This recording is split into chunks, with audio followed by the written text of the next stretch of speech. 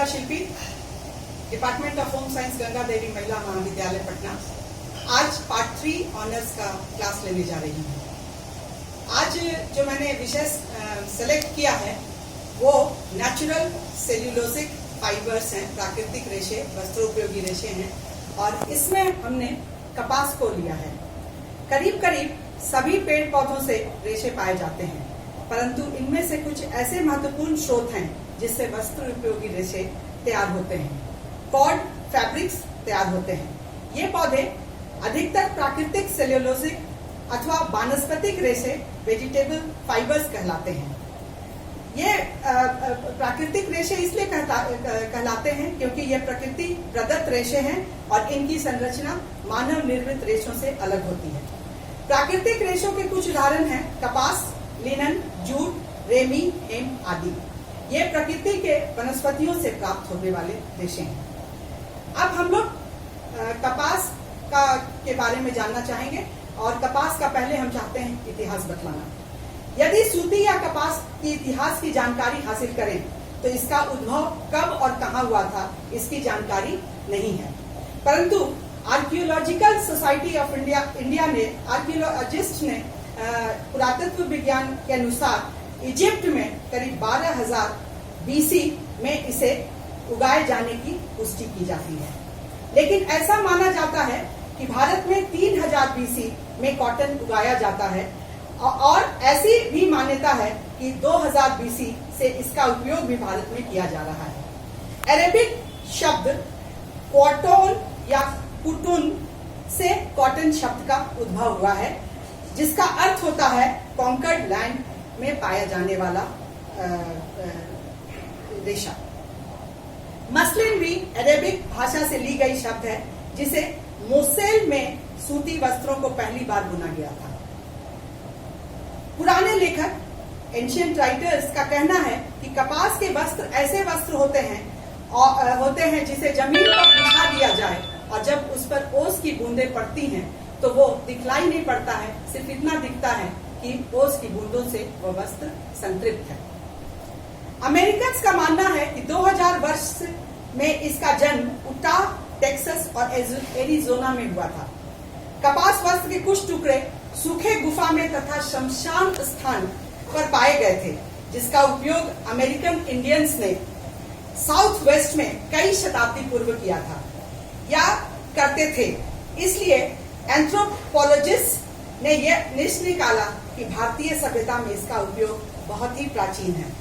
उस समय जो प्रूफ मिले उनसे यह जानकारी मिलती है 500 वर्ष में, जब क्रिश्चियन एरा था। प्यूबलो इंडियंस, हॉपी और जूनी तथा अन्य इसे प्रथम सेंचुरी में प्रयोग में ला रहे थे। अमेरिकन्स का कहना है कि ईस्ट कोस्ट में सर्वप्रथम 1536 में फ्लोरिडा में इसकी खेती शुरू की गई थी, लेकिन तब इसे वस्त्रों उपयोग के लिए नहीं लगाया गया था। केवल इसके फूल इतने सुंदर थे कि उसे देखने के लिए, निहारने के लिए इस फल को लगाया गया था, इस पेड़ को लगाया गया था। 1607 से 1620 वर्ष में वर्जीनिया में पहली बार इसे मुनाफा कमाने के लिए लगाया जाने लगा। इसके बाद वर्ष 1665 में कैरोलिनास ने समस्त कैरोलिना स्थानों में इसकी खेती की, और वहां 1/5 जनसंख्या जो है इसका उपयोग कपास का करने लगा। सबसे पहला कॉटन का प्रकार सी आइसलैंड वैरायटी का था, क्योंकि चरखा, जो भारत का चरखा है, या रोलर जिन भारत से आयात किए गए थे। अमेरिका में जो रेशे होते हैं उसके बीज को कपास के रुई से अलग करने के लिए यह मशीन वहां ले जाया गया था, और उसके बाद फिर तभी कॉटन कल्चर वहां शुरू हुआ। फिर 100 टाइप जिन एली विटनी ने 1793 में आविष्कार किया, और तब इसका उत्पादन, कपास का उत्पादन बहुतायत से होने लगा। इसी युग में सूती कपास का मूल्य भी आसमान छूने लगा। कॉटन जिन मशीन के आविष्कार साथ ही कॉटन हरेक क्षेत्र में, कॉटन के क्षेत्र में एक रिवॉल्यूशन हो गया, और जैसे जैसे कपास के क्षेत्र का विकास होता चला गया, वैसे वैसे इसका भी विकास होता चला गया। वैसे इसका विकास के साथ साथ इंडस्ट्रियलाइजेशन की भी शुरुआत हो गई, कॉटन की औद्योगिकरण का भी शुरुआत हो गया और लघु उद्योग से यह इंडस्ट्रियलाइजेशन के बाद औद्योगिक उद्योग में परिणत हो गया।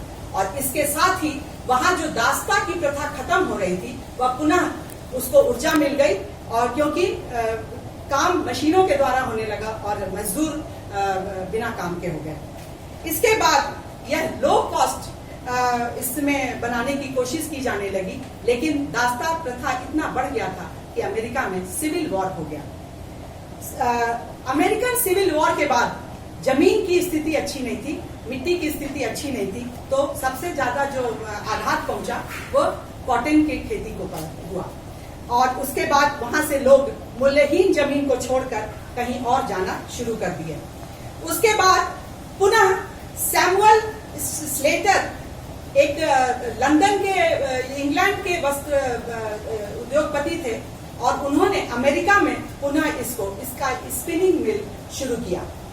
और 1810 से तक यहाँ पर सिविल वॉर के बाद अर्थव्यवस्था में काफी जब परिवर्तन आया, जिसका असर कॉटन इंडस्ट्री में भी देखने को मिला और यातायात के खर्चे में भी कमी की जाने लगी, जिसके फलस्वरूप कॉटन प्लांट्स के साथ सस्ते मजदूर भी उपलब्ध होने लगे। इसलिए एक बार फिर समाज में परिवर्तन आया और इसी समय पहली बार बिजली का प्रयोग कॉटन बुनाई के लिए किया गया साउथ कैरोलिना में। इसके बाद 20वीं सदी में अधिकतर कॉटन के उत्पादन सदर्न मिल्स में होने लगे। कॉटन की खेती के लिए उन्नत तकनीक की शुरुआत हुई और अमेरिका इस क्षेत्र में अग्रणी रहा। यह तब तक अग्रणी रहा जब मनुष्य ने मानव निर्मित रेशों का निर्माण न कर लिया। और ऐसा हम लोगों ने इतिहास को देखकर पाया कि सबसे पहले हमारे भारतवर्ष में ही कॉटन का उपयोग होता था। तो इसका तात्पर्य यह है कि कॉटन का उपयोग भी होता था, तो कॉटन की खेती भी यहीं से शुरू हुई होगी। अब हम लोग जानना चाहेंगे ग्रोथ और प्रोडक्शन पर।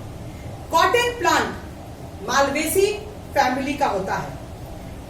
इसके फूल हैं, अन्य फूल हैं, उड़हुल के फूल और हॉली हॉक्स भी इसके एक उदाहरण है मालवेसी फैमिली के। पहले दिन यह क्रीम व्हाइट या लाइट येलो होता है, फिर यह गुलाबी रंग का या लाल हो जाता है दूसरे दिन, परंतु इसके पेटल्स 48 घंटे में झड़ जाते हैं। इस अवस्था में रुई बॉल के आकार का होता है और बॉल के अंदर रुई बंद होते हैं, परंतु धीरे धीरे ये बॉल कड़ा हो जाता है और जब तक बॉल फटता नहीं है ये रुई बॉल के अंदर रहते हैं, परंतु कुछ दिनों के बाद 50 से 80 दिनों के बाद ये बॉल स्वतः फट जाता है, गर्मी से सूख कर फट जाता है और रुई के फाहे पूरे आसमान में एक छोटा सा बिया के साथ उड़ने लगते हैं और ये फिर उत्पादन के लिए और उपयोग के लिए तैयार हो जाते हैं। धन्यवाद।